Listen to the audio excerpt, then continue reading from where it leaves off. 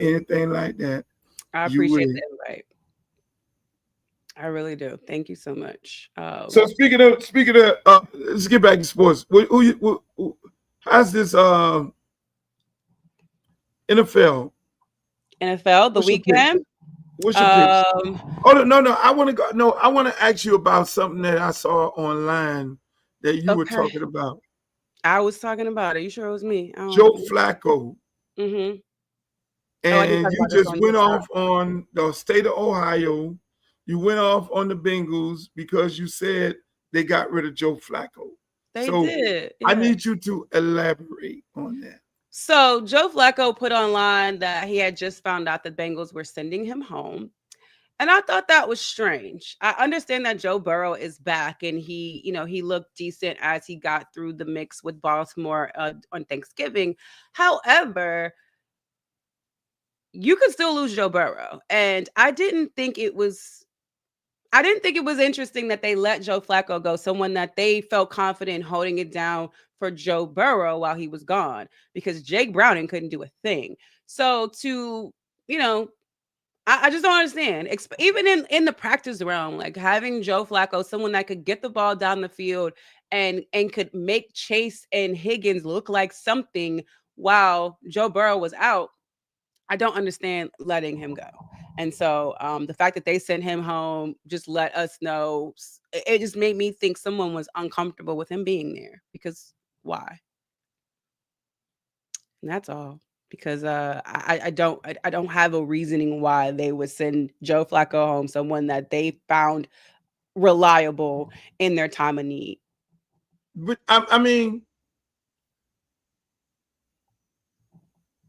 Anything can happen. does it say Anything the can happen. NFL is a dog eat dog? Because I remember It is. part of the point was y'all got Joe Flacco. He came and held y'all down until Burrow came back. Burrow came back.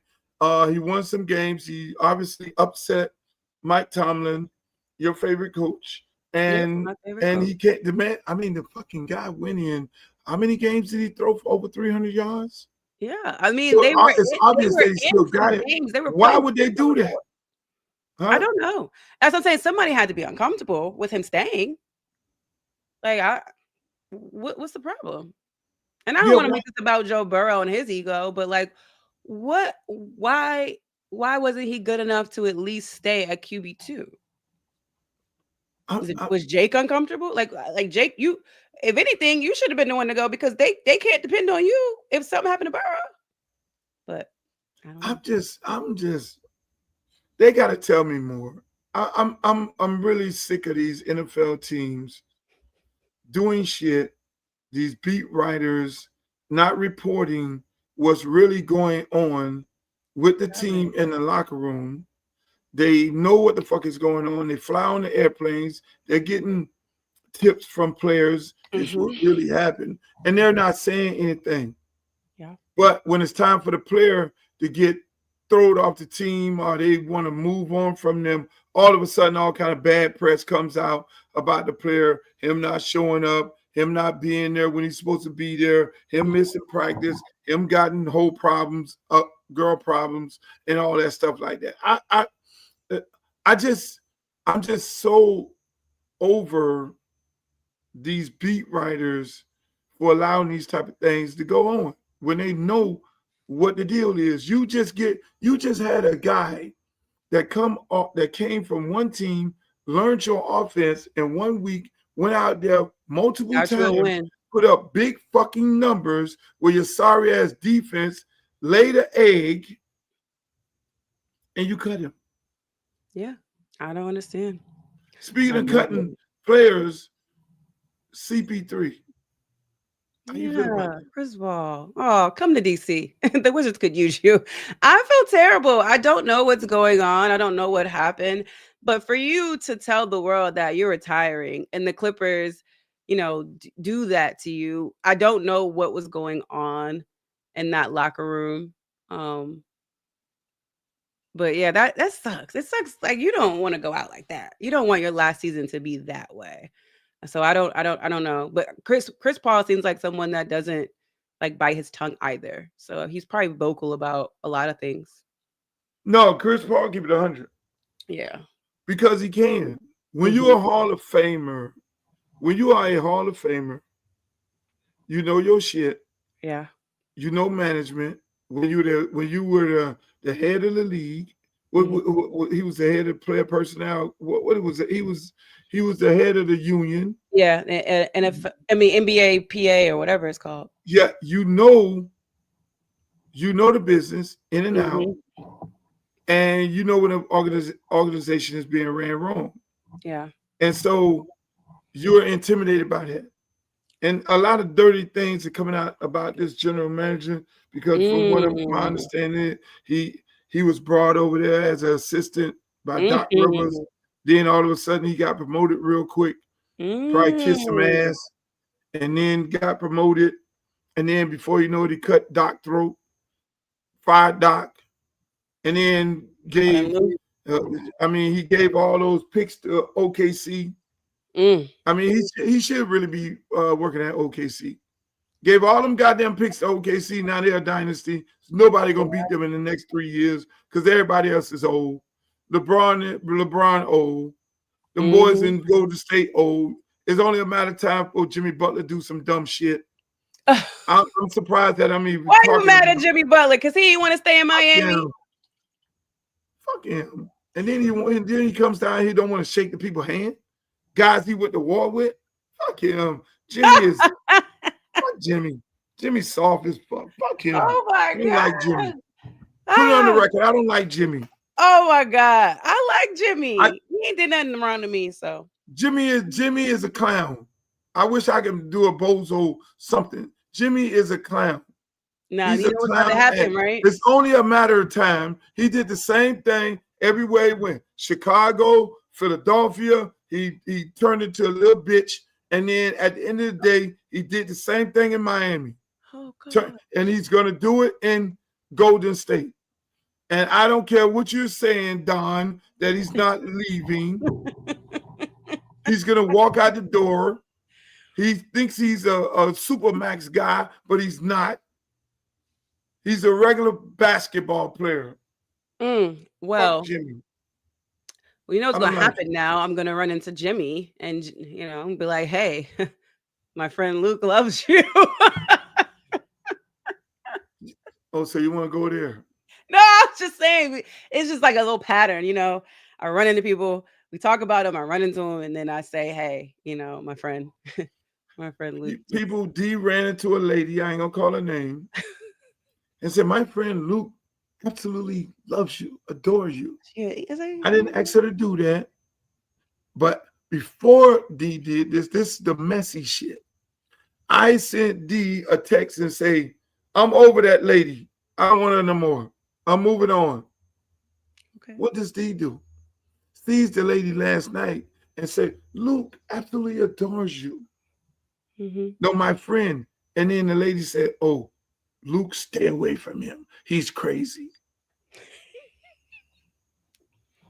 Why would she do that? And why would you do that? Oh, why would I do that? Look, I just thought she should know that someone, maybe she's not having the best of days. I don't know. I think it's nice to say something nice to somebody. Someone adores you. My friend adores you. Absolutely adores you. That's all I said. I didn't insinuate anything else. You were wrong for that. You put that. You put her in a very. Wasn't that lady with a man? She was with somebody. I don't know. Wasn't the lady with a man? She was with a male. I don't know, the relationship or anything, but I didn't say anything inappropriate. You're bad. But apparently you've been saying something online because that person saw it. And that's why they said you was crazy. So it wasn't me. It's you. Well, I said, I think she's fine and everything. And she looks good. But I know, I know how pictures can be. And again, I was just complimenting the lady. I do that often. Yeah. I'm a complimental troll. Yeah. Not trolling in a negative way, but sometimes I troll in a very complimentary way. And that's why I'm saying what you said, because I'm going back to why this started. Is you saying all that about Jimmy, and I'm gonna run into Jimmy, and I'm gonna be like, Hopefully And Jimmy then doesn't. you're gonna say, yeah, Luke loved We're you. good. I'm gonna be like, I love you. I don't care what Luke say. That's what I'm gonna say to Jimmy.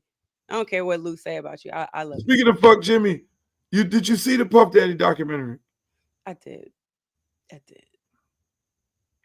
Okay, let me hear the D Love Sports take.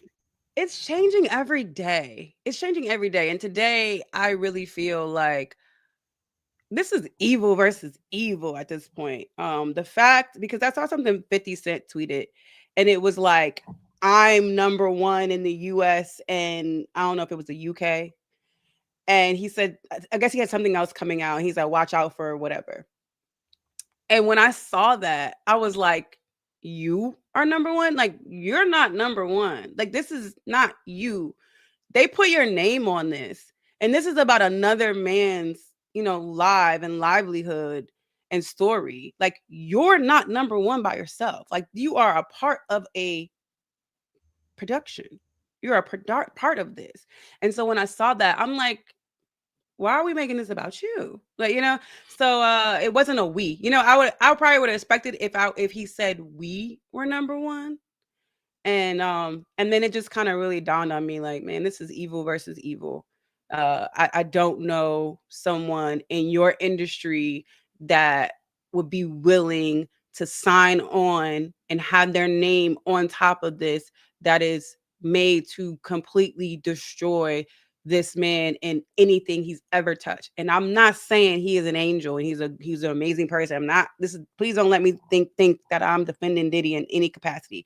But the more I sit and think about it, it's like, dang, how could you participate in this and be okay and then be like, oh yeah, I'm number one.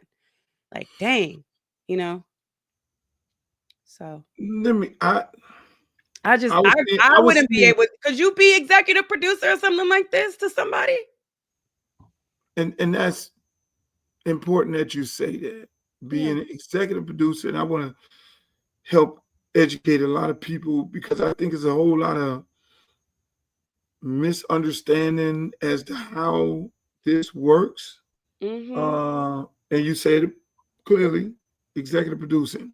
Executive producing means two things. I'm an executive producer. I put the project together, or I put my money into it. Obviously. Or you're using my name and likeness. Are you using my name? And I might have, kind of said, I might have cleared. I'll take the hit. Take the hit. I want to executive produce this. I don't know too many other people who would have wanted to executive produce this. And going back to it, I've been seeing bits and pieces of it. I started looking at it today. I'm looking at the beginning. And I look at it from the eyes of a docuseries producer, because that's what I do now. Is I produce docuseries, TV shows, movies, and shit. So I look at it from that lens. Where you going? How you trying to go? But I want to give people a clear understanding of how this works. Hold on. Pause. I want to ask the chat, because I think this is important, and I don't want this getting clipped and it's not to the quality.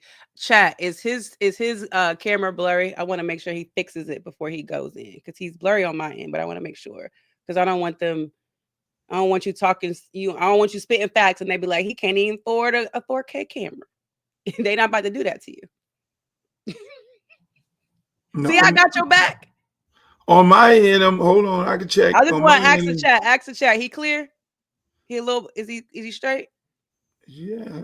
I ain't setting him up now. I got his back for that. I can always. You straight? Okay. All right. Cool. You straight now. You're better now. Now you just told on yourself. You just somebody said a little bit. You good? So I just want to make sure. You just told that you have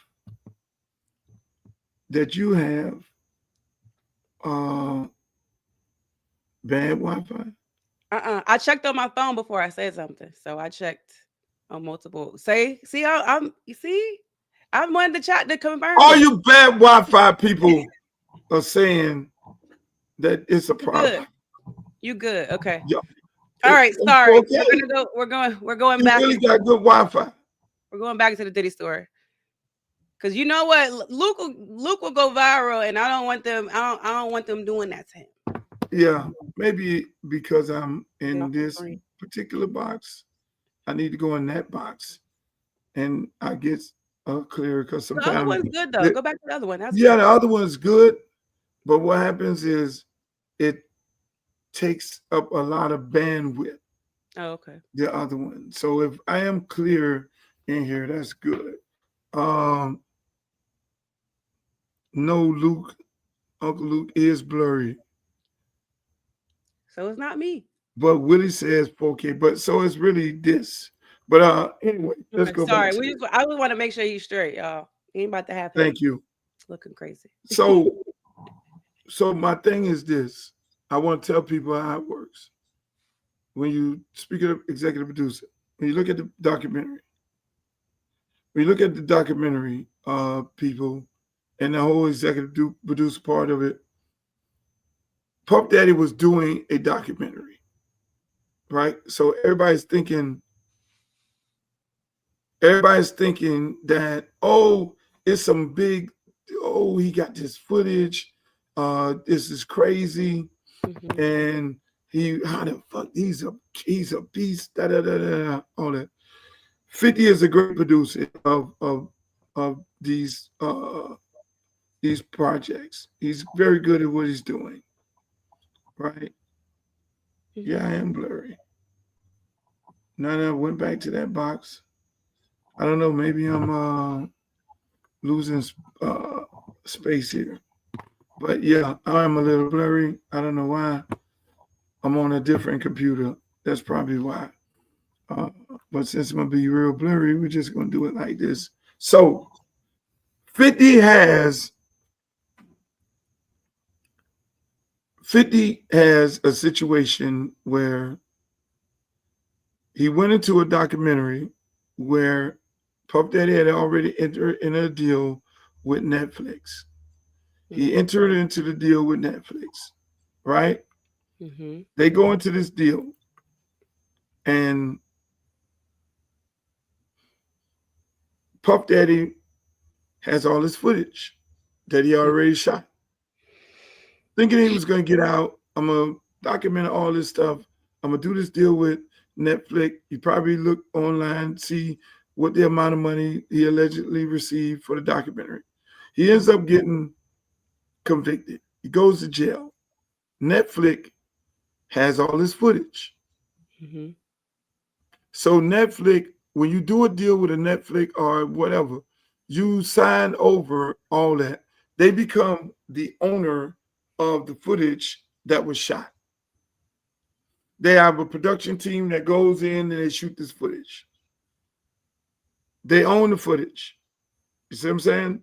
And so at the end of the day, what ends up happening is this. They have this footage sitting there of this documentary that they were going to shoot. They didn't say, we got to do something with this. We got to get our money back. This guy's going to go away for some time now. We need to get the benefits of this. The best way we can do this and tell this story without any input from anybody else or anybody, we're going to tell this story the way we want to tell the story. Is always a rise, the fall, where the guy came from, where he's at today, where was he at his peak, how did he get there, and then the fall, the train wreck. That's what normally happens in these situations. So they had the opportunity where they took that footage and then found a guy like 50 and say, hey, 50, we got this footage. Won't you just do a whole documentary on this? We got the case went over. Just come on in, be the executive producer. You take the hit. You've been after him for the longest. For whatever reason it is, and we know you're gonna be a part of producing this, and you're gonna go hard on the dude. That's what happens. I haven't looked at the rest of it. I only got into the first episode, and I'm taking it as I go to look at it. But so people can understand, the guy was doing his own documentary. That is why you see all this backstage footage of him talking to the lawyers and talking to all these people, going out on the street with the camera. That is wild footage. You accumulate a bunch of footage and you edit it the way you want it to be edited. And so they got all this footage. Like, I guarantee you, if he'd have been out of jail and if he was producing his own documentary on this crash and burn, it would have been a lot more of how him looking good. It wouldn't be talking about no Biggie funeral. It'd have been, you would have never seen that part in there where he got in the car and said, "Oh, I gotta wash my hands and all this. I touch people. Oh my God, people are so dirty in Germany." You would never have seen that. Nope. A lot of times when people are doing documentaries and docuseries, that footage exists of some uncompromising situation, but the people are out of jail and they're part of the editing of the documentary. Like I just showed you a clip of my party. Some parts of that I'm gonna take out because the music didn't match the scene.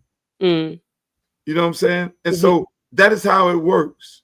That is how production works. And he would have been in control of the documentary. And I think that's what he wanted to do, was take and do a documentary to be able to control the narrative of how people are portraying him.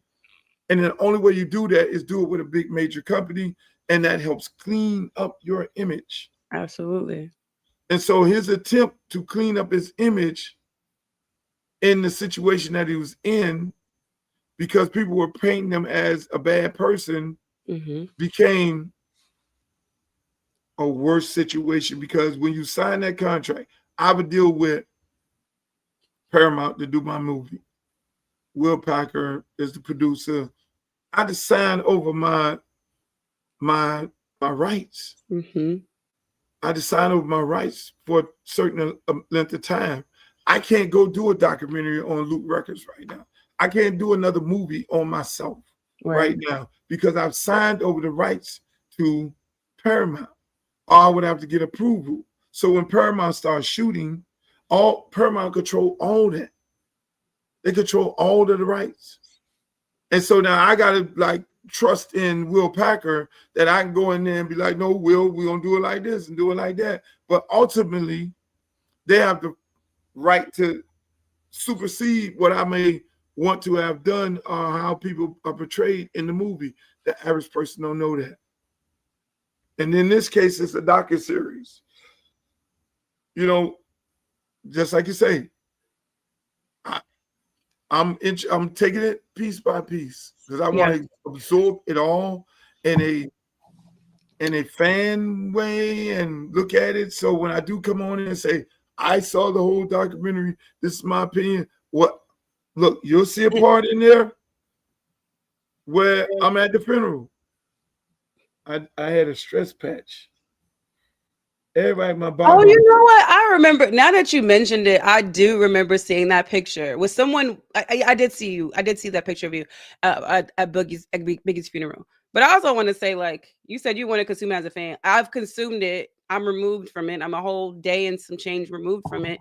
And I'm still changing my opinion's changing daily, multiple times a day of how I feel about it.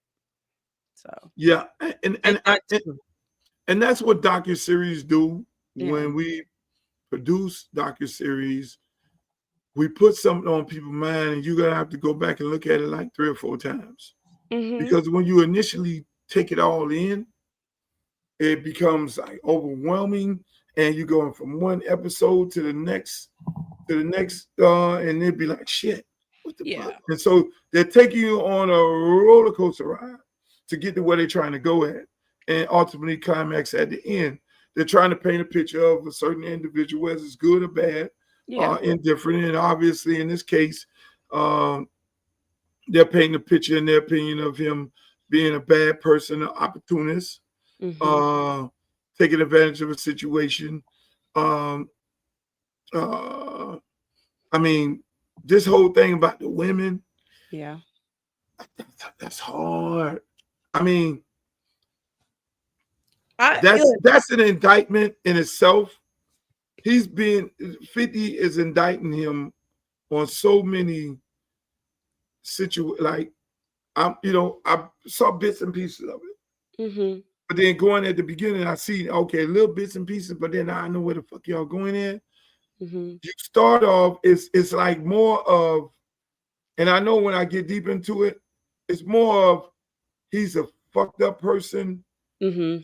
He's violating rule number one as a man.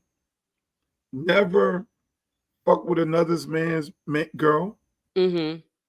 And some of the pieces I saw before, it always alluded to that. And Yeah. it started off, what I'm looking at now, it started off, I'll be sure girl. Yes. Kim Kim Porter. at the Mm-hmm. front desk, Mm-hmm. working at the record company. Yeah. And you know that's I'll be sure girl. You don't do that. You know what I'm saying? That's some deeply rooted, fucked up shit in an individual. And I know Puff, and I think he should be out of jail. I think the woman had a lot to do with what the fuck went on. Also, her ass should be in jail too. If he in jail, fine. Is he fucked up person? Hey, look. But when you start doing that, that is man rule number one. That normally brings bad luck to you, or that can get you really fucked up. You know what I'm saying? You're going after all these dudes' girls. That's just one aspect of it. I think with him, you got to go back. I think they do a little bit of a good job, but of course, it's one sided of talking about his childhood, right? You got to go back. Yeah. You got to go back and see where could all this have come from, and him. Yeah, and that's what they try to do in the beginning. And I'm glad I did see the first part. I'm on the first one, and they're trying to, which I don't kind of agree with. You trying to paint the picture that the mother was a gangster. Well, she was. She had been in the car, one, and she's stopping and making all these fucking stops. You were insinuating that the mama is a gangster. Yeah. Like, and that's what gangsters do. They go make pickups. I mean, let's keep it a buck. And the kids in the car. They're insinuating his dad was some type of hustler or something. Yeah, then you want to say they got a stage in the house and they had to get on the stage and dance, and the mama had damn near want to say mom had a pole in the motherfucking house and had all these Jet magazine models and shit and all this. What mom really running? What the fuck is mom Duke's really running? Running a brothel club and all that. Yeah. I mean, it's a lot of shit. I mean, you could burn him up, but don't burn mom up. You know, and then you see the piece where mom say, "Yeah, shit, I used to work at the after hours." Yeah, she said she worked at the. You saw his face. His face was like. He was like, "Huh? What the fuck?" He tried to bring it in. His face was just like, why are you talking about?" Yeah, this? he don't know that, but I used to work at the after hour. Look, mom, we don't need you to be talking about. So, I mean, they edit this motherfucker and cut this motherfucker. They should get an award for it. For what I'm seeing right now, and I know it's going to get worse. They just setting the whole table up. The table is being presented as the direction of this doc and what's going to carry it through scene and episode after episode. So when I look at it from a producer standpoint, I'm looking like, oh shit. That's why I saw the little clippings of what I saw, that you fuck with everybody woman. Bad things come to you. You got it from your fucking mama. You're a bad person.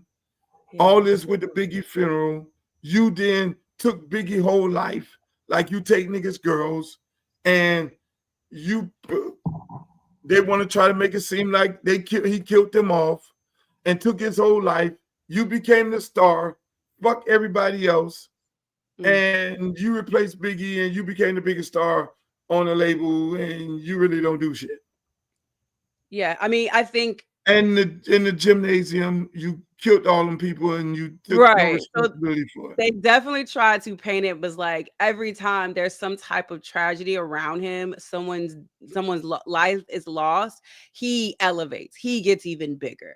So they definitely tried to paint that picture from the beginning until the end, that he elevates every single time somewhere in his orbit loses their lives, he becomes even more of a superstar. And so I feel like I've said that 5 times, but I think I think that he just wanted the fame and the power and everybody to know him and everybody to praise him and him. He wanted to be the superstar, but he didn't have superstar talent. He just didn't. He wasn't the best dancer, even though people say he danced. He couldn't rap, he couldn't sing. He didn't have the talent to be the superstar, but he found a way to be the superstar. And so he hustled. He hustled his way. Andre Harrell, they couldn't get rid of the kid. Like, he was just adamant about doing that. And he had that hunger, he had that drive. But that's also scary, right? And that's why I Yeah. say fame is a drug. It's terrible. It's a disease, because the things people will do to get fame is crazy. They will go to extremes. Listen. You're right. The things that people do to get fame is crazy, and that's an interesting question that Willie said. Biggie was leaving Puff Daddy. That's why Biggie created Junior Mafia and outside of Bad Boy. That's interesting that you said that, because I knew Biggie real well, real close to the situation. I knew Biggie. Biggie would come down, hang out with me, stay at the condo. We knew each other. We did records. I did songs with Biggie, recorded with him. You know what I'm saying? There was some friction. There wasn't no kumbaya. And you're right. Biggie was creating his own thing. You're right. Biggie created Junior Mafia, Lil Kim, and all that. And that was outside of Bad Boy. That was Biggie and creating his own label. Right? I don't know if the documentary got into that part of it. And so I know, just sitting in the studio, me, Biggie, Fate, Lil Kim, Junior Mafia, Biggie was creating his own shit because he's an entrepreneur. So that's why I'm glad nobody wanted to interview me on this shit, because it's look, they didn't call you for the documentary. If they'd have called me, I would have said no. As you should. I wouldn't want no parts of that. I ain't want no parts of it, because we need to have our own episode. When you finish watching it, we need to have a conversation. You're not finished. Yeah, we're gonna have a conversation. So we're gonna have a real conversation about it when you finish. That's what we're gonna do. Yeah. We're gonna do that on Sunday or Monday. Sunday, I think a lot of people be engaged for some reason. I think I guess everybody team sorry as fuck. Last Sunday I just came on, popped on, was just messing around. It was 1 billion people. I'm like, oh, maybe we need to go on Sundays. But yeah, we're gonna do that. I'm gonna look at that's what I'm gonna do. I'm gonna get off of here. I'm gonna look at the entire documentary, people, and I'm gonna find out. We're gonna come on and we'll have us a conversation about it. All right. So D, I want you to have a great weekend. You too. This weekend, and I want you to cheer for the teams that Miami need to get beat to get into the championship. And if that happens, then you get to come. What happened to your Cowboys? Ladies and gentlemen, I want to thank you all for the show tonight. Make sure y'all go to look at D Love Sports. D Love Sports. Follow her on Twitter, Instagram, all those beautiful places. People, she wants to be messy again. Make sure you check me out on YouTube, UncleLuke.tv, Uncle Luke Real One, Twitter, Instagram. All y'all good people on Facebook. Thank you. Make sure you like, share, and subscribe since you want to be messy. And D, I want to thank you again for being on the show. Thanks for having me. Thank you. You started off messy and then you ended up messy. You started off messy. Before we went, I just didn't know if you wanted to address the Cowboys. You kind of No. Ladies and gentlemen, thank you. Have a good weekend. I love you, D. And come down. Thank you. Come down. I'm not gonna take you. I was gonna take you to Bell Harbor, but now I'm that's gonna what take they you all to say. Your ass is going to USA Flea Market. Bye. Bye. Pull out the stick, come shoot that. Booty poke out like a book bag. Booty poke out like a book bag. Pull over ass too fast. Come wish you gonna bring that Uncle Luke back.